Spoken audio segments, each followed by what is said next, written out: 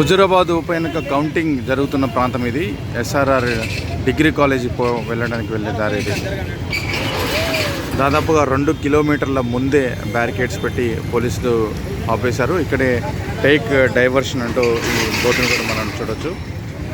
సాధారణంగా అయితే ఇంత దూరం పెట్టకపోవచ్చు, కానీ ఈరోజు కొంత ఎక్కువ మంది టీఆర్ఎస్ బీజేపీ పోటీలో బీజేపీ గెలుస్తుందన్న నేపథ్యంలో ఈటల రాజేందర్ అభిమానులు చాలామంది ఇప్పటికే కరీంనగర్ రావడానికి ప్రయత్నం చేస్తున్న నేపథ్యంలో అక్కడి వరకు వెళ్ళకూడదు, కౌంటింగ్ సెంటర్ దగ్గరకు వెళ్ళకూడదు అనే ఉద్దేశంతో చాలామందిని వెనక్కి తిప్పి పంపిస్తున్నటువంటి విజువల్స్ మనం చూస్తున్నాము.